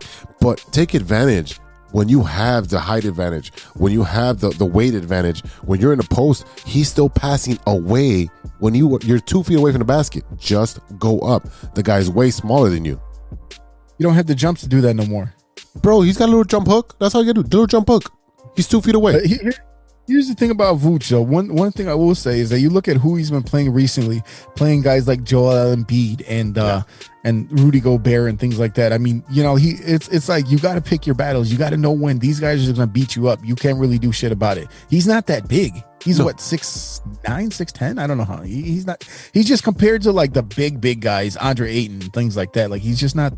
He's not that big. No, he's not that big. He's the size of a power forward. But I'm saying when he's got a guard on him, just go up, man. Don't be scared to dunk on somebody, man. Go, take it back sometimes. The Bulls have 4 games left, and they are murderer's row. They're playing against the Bucks on Tuesday. Well, they play Wednesday against the Celtics. So back-to-back against these badass teams. They have the Hornets on Friday, and then they finish on Sunday versus the Timberwolves. And again, this is... If they win one of these games, I'll be surprised. No, I think they can beat the Hornets. I think they can beat the Wolves for sure. But I mean, going up against the number 3 seeded Bucks and the number 2 seeded Celtics right now. I mean, and they just played the Heat. They just played the Raptors again. So, that's where it's really killing them because the Heat. We knew the Heat eventually would kind of rise to the top with the type of talent they have on that team. We knew that the Celtics would be in there. We knew the Bucks would be in there. And we knew the Sixers, especially after that trade that brought over James Harden, would be, a team that would be on the rise. like I said, I think unfortunately the Bulls just peaked too early. I mean, I think that's the story of the season when it comes down to it. I don't know, with the health of Ball being set back with a knee injury, right? Zach LaVine, knee injury. DeMar DeRozan, old. He's got that groin. You got Caruso. You got, I think, Caruso, Derek Jones, and Pat Williams, wrist injury. You know, and Pat's not ready for the playoffs. He wasn't ready. He did not get any playing time in the season. He played a week and a half before the Knicks. The guy from the Knicks fucked him up, and that was it. I mean, it's shitty, man. And I've been talking about him so much over the last couple of years. The fate of the Bulls in the next couple seasons depends on Pat Williams. Are you good? Are you good to the point where, you know, they have a free agent that they bring in that plays a similar position that you can trade and get some, you know, picks for, or trade and get another player for, or something like that. You know what I mean? Look, DeAndre Ayton from the Suns. The Suns right now, the best team in the league. They were the first one to 50 wins. They are by far the best team in the league record wise. He's definitely someone the Bulls should go after. All right, so yeah, the Bulls should go after DeAndre Ayton, whatever his name is. I just don't think it's going to be possible because the Suns value him very highly, so he will be re-signing with them. I think the best bet for the Bulls will be in the free agent market, and if they can trade Vooch. They won't get much for him, but Vooch is going to have to be traded, and you're going to have to pick up a big man who's serviceable. And the rumors out there that their Bulls are going to look at Anthony Davis. And I say no. Do not go after Mr. Glass. I play 15 games a season, and I'm entitled to this and entitled to that. That boy is softer than gingerbread cookies. He's just going to break down at any point. His ankles are like a turning signal. They just keep going. And there's no way they should go after that dude. I think there's somebody in San Antonio that's going to be a free agent as well. But I don't see this team going past the first round, especially with what they have to face in the first round. Let's see, if they end up at the 6th seed, they'll be playing the Bucks in the first round. So that sounds fun. Yeah, if they win one game, that'll be a happy occurrence. But I don't see them. I see them getting swept in the first round if they have to play the Bucks. And if they even get to the 5th seed, they'll play the 76ers, which is actually even worse because the 76ers are just about starting to gel with the James Harden experiment that they have going over there. So either way, like I said, the Bucks have been playing the seeding game, and they don't mind being the 3rd seed because they'll be playing the Bulls or the Cavaliers or the Raptors, and they can dominate either one of those things. I mean, a fully healthy Bulls team, no one's dominating them on the East. I don't think there's one team that can dominate them. Fully healthy, that's my caveat right there. And when I'm talking about fully healthy, like I said before, Zach LaVine's knee 70%, Lonzo Ball's knee non-existent, half the team wrist injuries, old DeMar DeRozan starting to show his age, Vucevic showing that, you know, a 30-year-old big man is slow on his feet. You know, I mean, he's better than Markkanen. He's better than Markkanen was here. But I mean, at the same time, you know, that's what their swap essentially was. It was Markkanen. They let him go. They bring in Vooch. Okay, well, that's who's going to play our center position there. So it'll be interesting to see who they go after in the offseason. I'm just hoping that they can at least pop off a couple of wins this playoff season, because, you know, it's going to do a lot for your confidence. And like I said before, my biggest fear is that what we've seen out of DeMar DeRozan this season will not be duplicated, cannot be duplicated in the future. I mean, I think this right here, his rejuvenation of being away from San Antonio, where he didn't have a chance to shine, the fact that he is really kind of getting more of a starring role and more recognition in his first year with a big team. I mean, Toronto is a popular team, but I'm talking about like a big market team. You know what I mean? I think that Chicago definitely takes the cake on that. So, I mean, it took him until he's in his early 30s to be able to kind of experience that, I'll say. And That's my biggest fear. I feel like if they did get someone like Anthony Davis, that he would have extra motivation to play. But again, he couldn't stay healthy.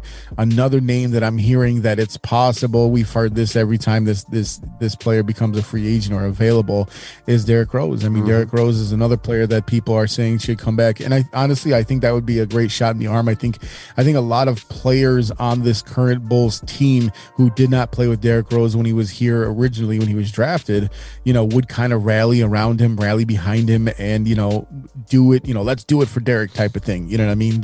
Respectful of the organization, respectful of what Derrick Rose was, respectful of the youngest MVP in the history of the NBA.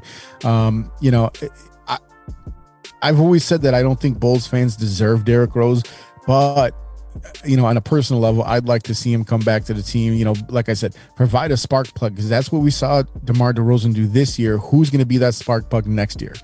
I completely agree with you, because as I think I just read this morning that the New York Knicks have already agreed to release him at the end of the year. So he's going to be a free agent at the end of the year. If the Bulls can get him into a backup role where he comes in and scores 15 to 20 points coming off the bench, and you already have Ayo, who's developing as your starting guard as well. You have Caruso at the 2, then you still have Lonzo and DeRozan. I mean, again, I know we're a small team, and at some point on the floor, we have 4 guards on the floor, essentially, because no one's taller than 6'6". But having someone with that type of pedigree who is actually going to be healthy for once in his lifetime, because he's coming off ankle surgery again.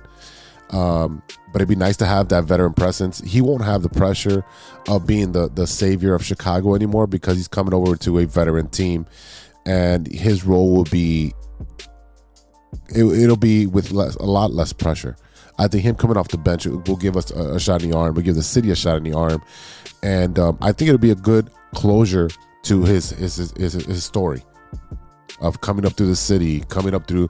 I think he went to Memphis, if I'm not mistaken, and then coming into the NBA, being chosen by a hometown team, and then being moved around, because I think he was in Cleveland, he was in Minnesota, he was in somewhere on the West Coast, and then New York and so forth. So he's bounced around a little bit just because of his injury, and obviously he followed Thibodeau. But I would love to see him here to close out his chapter.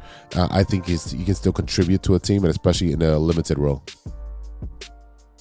Yeah, I mean, Derrick Rose definitely says something left in the tank, especially, coming off the bench, and no place like Chicago where he would be appreciated more, hopefully, this time around. And that's the same with Anthony Davis, you know what I mean? But the problem is that a guy like Anthony Davis is going to want a lot more money, right? Because, he's still technically, I would say he's in his prime, but he just can't stay healthy. I mean, we just see him spend so much time on the bench and not productive for the team. That's where you get afraid for a guy like that. But I mean, imagine, Anthony Davis and Derrick Rose and Ayo all from Chicago playing for Chicago at the same time. I mean, that's got to be some extra motivation, especially a team and a franchise like the Chicago Bulls. So look, this is what I'll say before we move on from this subject. My main focus of this team right now is the fact that they need to at least win a couple of playoff games to really call this season a success at all. Because if you don't, it's just a complete and total failure. The fact that you jumped so far ahead where everyone was gunning for you, when no one expected anything from you, when you look at the fact that we finally got someone to take some pressure off of Zach, to be able to get to the bucket, to be able to score. We knew that last year it wasn't going to be Vucevic, because we know that he is not the type of player that's going to be consistent with what Zach LaVine can do. Who can take that pressure off of him? Like I said, DeMar DeRozan. We saw this rise of a guy that comes out of college as a rookie and a second round pick, who definitely should have been a first round pick, with Ayo, the kid from Chicago, from Illinois. We see Kobe White starting to come into his own and getting a little bit more comfortable with playing in the NBA. And unfortunately, we don't see Pat Williams. But like I said, all these risks, all these knees, that is the biggest fear for me. And once again, the Bulls peaked too early, and they're not going to win shit. And that's a shame. And that's the bottom line. And that's the bottom line.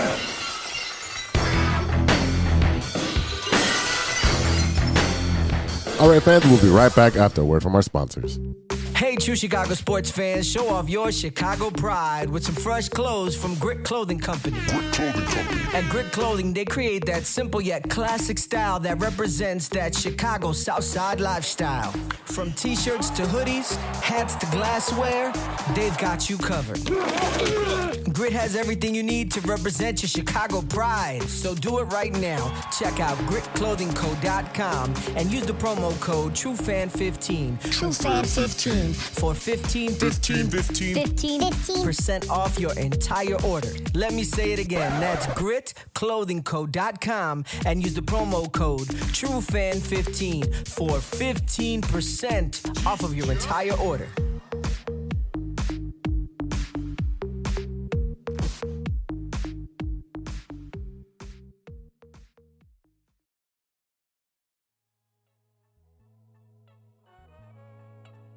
Welcome back to the True Chicago Sports Fan Podcast with E-ROC and Big Z. Yes, sir. It's that time again, brother. Uh-oh. You know what time it is. Oh, boy. It's time for Stirring the Pot. All right, E, you're back from vacation, and the reins are back on your shoulders, bro. Uh-oh. All right, man. So one of the things that I did talk about, one of the things that we did is we went for a moonshine tasting at Old Smoky Tennessee Moonshine. This is one of the two big companies when you walk around in Gatlinburg and Pigeon Forge in the Smoky region. This is the one company. You have Old Smoky and you have the Tennessee Shine Company, which I grabbed some whiskey from last time I was down there. So a few of the things that they had us try, and I'll look at this, their website right now to kind of give you some of the options they have. One of the big things that everyone loves is the apple pie because it is very good. Apple pie is a very popular flavor. They also have blackberry. I want to say we tried some cream flavor as well. They have cherries, the original strawberry, all this good stuff here. And then some of the other stuff that they have, which I like better for myself, was some of the whiskey. Whiskey, just in a glass on the rocks, things like that. So my favorite one of the ones we tried here was the amaretto whiskey, which I was not into that one. We tried the mint chocolate chip whiskey, which is, again, that ain't my shit. So the one that I like the most is going to be our question of the week this week. The one that I bought, and I will be offering to you if you're so inclined. Oh, boy. Yeah. Pecan flavored whiskey. Yay or nay? Let's see. I love butter pecan ice cream. I'm not allergic to pecans. So hell yeah, I'm trying this pecan whiskey. Come on. It's going to taste a little smoky and a little nutty. And that's how you end up with the rest of the night. You're a little smoky and a little nutty. You are a little nutty. You're smoking, I'm nutty. There it is. Yeah, that's probably about right. Yeah, man. So that was my go-to right there. I actually ordered it at one of the restaurants we went to. We had some barbecue down there, and yeah, pecan all day. I actually ordered it at the restaurant because a lot of these moonshine companies are linked to some of the restaurants down there, so they do serve their products as a cross promotion. I'm guessing. The other one that I actually really did like was the peanut butter whiskey that actually tastes straight up like peanut butter, because I brought down a bottle of Screwball with me. I had a taste for it. My boss kept talking about having the Screwball, and I've had it. So I picked up a bottle on the way down for my birthday, and it's good. But then once I had their peanut butter whiskey from Old Smoky, I was like, this blows it out the water. So I'll finish the Screwball bottle. But then next time we're live in studio, I'm gonna go ahead and offer you some of that pecan. We were actually concerned because I brought back some of that apple pie moonshine for Gigantor, who looked in on the dog while I was away, and also my neighbor next door. Shout out to Anthony and Sicilian Bakery over there on Cumberland and Lawrence. Go check them out. Great cannolis. If you like cannolis, that's the spot. So I wouldn't blow smoke at you. Lies. not that type of smoke. So I brought him back some moonshine, but for the show here, I grabbed us that pecan, and we're like, Right on the way home, my wife was like, "Hey, isn't he allergic?" And I'm like, "Oh shit! Well, you can smell the smell the whiskey. I don't drink it." No, I'm allergic to almonds. Almonds. That's so the Arboretto will go out for you. So that's what it is. The almonds. Yeah. Okay, well that's good to know then. That's good. That's good to remember because I'm sure I knew that and I just didn't remember. Yeah. Anytime you serve stuff, I'm like, okay, what's in it? I can't have this, and this. So, no, it's usually pretty good. Like pecans and especially the peanut butter. I love peanut butter whiskey, and yes, I'm a big fan of Screwball. You can have like 3 max in one night because it gets a little sweet. But if you're saying the one over there isn't as sweet and you can drink it all night long, I'm down for that. So you know what we can do is we can actually order it online as well. It's the same price as retail. We can get a couple of these bottles here. What I'll say about that Screwball, I felt like it was very syrupy. Yeah. Well, it's kind of like the cinnamon one. It's like Fireball. Yeah, the shit. Yeah, it was good. Look, don't get me wrong. It was good, but it was just very syrupy. The one from Old Smoky was not syrupy like that. It was still kind of like that integrity. The viscosity was just normal. The funny thing is that I used that word viscosity, and the guy giving out the sample was like, "Oh shit, that's a $10 word right there." Oh no. Yes. Yeah. Oh man. Did he have all his teeth, man? They're mostly college kids doing this job, so I mean they have their teeth. They have dental plans. The one girl had braces, so good. And the other one that we went to, this is for Tennessee homemade wines. I'm not a wine guy, but my wife was like, "I tried the moonshine, you can try the wine." Yeah. And the one that we kind of like the most, it is a white muscadine from Tennessee homemade wines. The bottle is actually really, really cool. I mean, it kind of just looks like an old school like Scotch bottle. I don't know if you can see that. Yeah, I can see it there. But yeah, this is a really cool bottle too. It looks nice on your liquor shelf there. So we'll be drinking that with a little bit of cigars at some point in the summer. Well, my sister gave me I can't remember the name of the cigar, but it's a black when it's in the black case and everything. It's a good cigar apparently. So I can bring it next week and we can celebrate your birthday with some moonshine and cigars. There you go. All right, man. I got a question for you. What is it? Before we go, what you looking at? What are you watching that isn't sports? So last week you weren't here, and I know you listened to the show, but Ptolemy Gray, Samuel L. Jackson is just killing it, dude. It's one of those shows that gets you invested because it's someone who's older, going through dementia and Alzheimer's and so forth. And, he's given the opportunity to remember everything.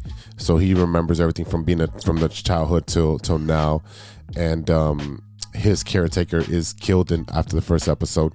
So he's trying to right that wrong while still trying to take care of everybody in his family and so forth. But this last episode, it will pull on the heartstrings, and I know you'll really enjoy that one. It's on Apple TV. It's a must watch. I'm putting that on a must watch because he is such a good actor, and it's a great story. So I don't know if you've seen it because I don't know if you got the Apple TV yet. I know your wife does, right?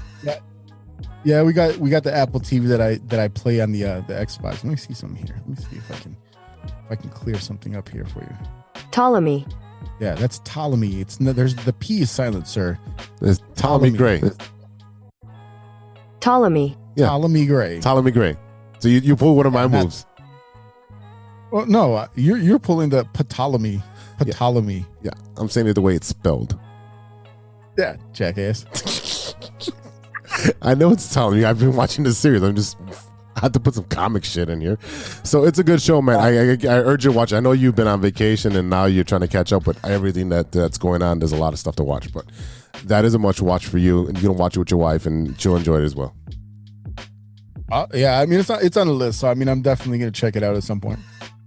All right, a couple more things that I'm watching. The new show Moon Knight on Disney TV. So it's a Marvel show. It's again a part of the new Phase 4. Essentially, this kid doesn't know what's going on. He has some type of disconnection disorder disease or something like that. It's wild. It's a Disney series, so it's wild. So you have no idea what's going on in the first episode or first couple episodes when the next one comes out, because it's out there. So there's a lot of Easter eggs, and I still have to read or contact Gigantor because he's a big Marvel and Star Wars nerd. So he better break that down for me. But it's great action, great story so far, and apparently it's following the comic book, which I've never read to the T. So that's something that's also watching. And last but not least, WrestleMania, baby. It is day 2 of WrestleMania, so I can't wait to jump off and jump into WrestleMania day 2, and then Monday night Raw, the day after WrestleMania, after we're recording, is usually the biggest Raw of the year, where the fans are the most involved and the craziest. So that's what I'm watching. E, what are you watching? Yeah, man, WrestleMania, right on point. I watched a bit of it last night. I put on the rewind and I watched the first part that I missed yesterday.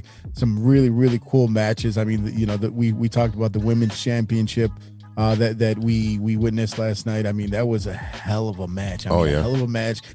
Hell of a rivalry with Bianca Belair once again coming out on top after her victory last year in last year's WrestleMania that she just could not hold on to that long. So it was fun to watch. It was fun to see her come back after just a really, really tough match. I mean, I honestly thought she would get counted out a couple times. And then Seth Rollins and Cody Rhodes, that was another really good match, nice long match, and that's what you expect out of WrestleMania.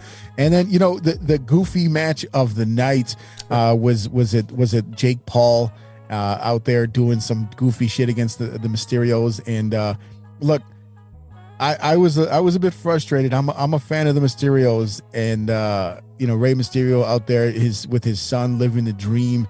And I was disappointed in that match, but I wasn't surprised by the Miz's actions afterwards. Oh man, that was first of all, he came out with his the Mysterios came out father and son, and Dominic came out in the American suit that looked very similar to Eddie Guerrero's American suit in WCW. So that was a nice homage, and he also has a little mullet going as well, so he looked good.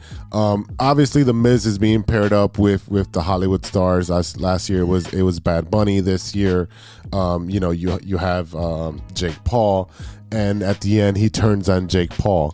So apparently the fans hate Jake Paul enough that they want to see him more. Again, you're either hated or you're cheered. Either way, that makes money. So if the Miz can fight Jake Paul and make more money at the next pay-per-view, hey, I'm all for it. Yeah, I mean, it's wrestling, right? So it's one of those silly things. The first match of the night, it was the Usos, and I forget I wasn't real familiar with the team that they fought against, but the one big guy there, his knee just kind of totally buckled. Oh, that was Rick Boogs and Shinsuke Nakamura. Rick Boogs had both of the Usos on his shoulders, and his knee blew out. So his tendon, or his ligament that holds his knee together, blew out from the quad. So he had to be carried off. So it was an actual legit injury. Yeah, that was a scary, because I mean he's a monster. You see him out there and he's just kind of manhandling people, and he had one across his shoulders and the other one jumped on top, and you just saw it in his face like, oh, I got this, and then you saw it in his face like, oh shit, no I don't, and that knee just buckled, and that's a big guy to have to carry off. So that was unfortunate to see that, but I'm looking forward to seeing what tonight's festivities bring. I still got to go back and see what Stone Cold did last night, because the way they led up to that, I was like, there's no way he's gonna fight, this is over. And then apparently there was a fight afterwards, after I was already watching SNL. So I'm looking forward to seeing what's going to happen tonight. Brock Lesnar and Roman Reigns. I mean, this is one of those like all-time matchups. I'm very excited to watch that, considering the fact that I'm a 4 times a year wrestling guy. It's one of those things that gets my blood pumping. So it'll definitely be interesting. The Ronda Rousey and what the hell is Charlotte her first Flair name? Charlotte Flair. That was another good one. Yeah. I was getting ready to see someone's ankle get completely ripped off. So that was another good fight. And, it's WrestleMania. They got to show out. They put the celebrities out there, and they do their thing. So, yeah, I'm all in for WrestleMania once again tonight. As far as what's been on my list, well, my birthday was last Sunday. And you know what else was last? the Oscars, the Academy Awards. So on my birthday, as I'm sitting there, a little bit not completely sober, I watch Will Smith walk up on stage and slap. I can't even call it a bitch slap. It was more of a. I guess I could call it a bitch slap because he definitely slapped Chris Rock like a bitch. That little limp wrist slap that he made. I mean, if you're gonna go out there and do the thing, at least give him the full palm. But when you leave him, Will Smith just hit me in the face. Like, there was nothing. And then it was embarrassing for Will Smith. I mean, what do Uncle Phil think about this, man? Uncle Phil would be disappointed. And then Will Smith would be crying in the living room saying, "Why doesn't nobody want me, man?" You know what? I didn't know about it till the next day. I didn't watch the Oscars. I don't care to watch the Oscars because it doesn't mean shit to me. I just hear about it the next day. But after watching the clips, I'm just like, you wouldn't do that to somebody who can actually beat your ass. Like if it was The Rock giving that presentation, hey, this is what I'm doing. He makes a quick joke. His ass ain't getting up to go beat up on The Rock because The Rock will just beat the shit out of him. It could have been anybody else, even Dave Chappelle. If Dave Chappelle would have made that joke, he ain't going up there to beat up Dave Chappelle. No. Well, and that's the thing is that it wasn't the first time that Chris Rock talked shit about Jada. You know what I mean? So it was already brewing in the works a couple years ago, and I think in the Academy Awards again, there were some words that were said by the comedian, and Will Smith obviously didn't take it too lightly. But the funny thing is that we saw all this mess about here. You're worried about him talking shit about your wife's hair. Keep your wife's name out your fucking mouth. I says, well, how about beating up all the dudes that were screwing your wife the whole time? Yeah, at the red table, where the gangbang table, as I like to call it, because that's where everyone's putting Jada over and being just taking her to town. But you ain't gonna beat up those, dude. I mean, I know. Will gets mad in March, but how mad does he get in August? Oh, wow. All right, we're gonna move on from that and talk about the other thing I watched. I mentioned a little bit earlier, SNL Saturday Night Live. Gerard Carmichael was the host, and apparently, which I did not know because he has a new special coming out on HBO. If you've ever watched the Gerard Carmichael show, you know what kind of comedy he is. He's very dry. Well, he actually comes out as an openly gay on his new comedy special, and he made mention of it last night on SNL. Good for him. I mean, like, hey, I always say it matters until it doesn't matter, right? So good for him. Proud of him for being able to be who he is, and I'm looking forward to his new special, which will be on HBO. I'm a fan of his comedy. I like his style. I like the way that his delivery is. So I'll be looking forward to that. Did you get a chance to watch SNL yet? So yes, I always watch SNL the morning after because I have to keep current with you. And there's sometimes I don't, but most of the times I do. And I had no idea who this dude was. Just like he said in his opening monologue, he's like, "I'm the most least famous person doing, hosting today." And rightfully so. I had no idea who he was. He killed that monologue. And then he goes on and does these sketches, and he was hilarious. And especially in that, was it the Brain one, the Jeopardy spoof? That was hilarious. The whole wheelbarrow, and they couldn't name it, and pretty much making fun of COVID brain. And no, there was not a skit that he was in that wasn't funny. No, that was definitely. Did you see the sketch with the doll? Oh my God, yeah, that was hilarious. When he puts his hand, he kind of fists the doll, and the doll's turning around smiling, and he's like, "No, not like that, not like that." Yeah, that was hilarious. Like, does that doll have a full bush? No, that's just where the hair attaches to the head. Any doll maker would know that. You act like we know shit that doll makers know. Like, it was a funny episode. I have absolutely no idea who the musical guest was. I tried to listen and I didn't understand what he was saying. So I says, this one's not for me. So I kept going with that. But I Shazammed it. Look, what's that? I definitely Shazammed it. Yeah, no, yeah, and I didn't because I didn't like it, so I didn't care. So that's how that went. But yeah, looking forward to his special coming out. Being a comedy guy, and then I actually when I went record shopping last week on my birthday, I picked up the Chronic, Dr. Dre, the Chronic on vinyl. Yeah, dude. Yeah, I know it's been banging in the house this morning, and I keep having to make sure I have that mute button ready for the very explicit content on this record. But it was, it was one of those things where I saw it and I was like, yep, that's coming on with me. That's definitely one that's going on the list. So, good time, and I'm looking forward to burning that record real loud when we're drinking our pecan whiskey next week, sir. Oh, sounds good. I'm excited. To be back in the studio next week. I'm not a fan of the Zoom stuff here because it makes me work even harder on Mondays. But I'm excited to be back in the studio, catch up with you, get a little bit more of the details of the trip, and drinking some moonshine and whiskey. Yes, sir. Yes, sir. But for today, well, that's it for today. Thank you so much for listening. A big thank you to our sponsors, 606 Media, True Chicago Sports Fans, ACSI, and Grit Clothing Company. Don't forget to go to gritclothingco.com and get your official TCSF podcast t-shirt. Search for keyword True Chicago and use our promo code TrueFan15 at checkout for 15% off of your entire order. That is TrueFan15. Go and get your shirts right now. And don't forget to visit our buddy Danny and his crew over at ACSI.tech and click on their career section to start an exciting new career in the communications industry. Go to ACSI.tech. That's ACSI.tech and click on careers to apply today and get your spring kicked off in the right direction. Don't forget, Enrique Calderon's new single just came out March 26th. Check it out on YouTube and all streaming platforms. It is live, it is ready to go, and it is fresh in the kitchen for you. Go and check them out.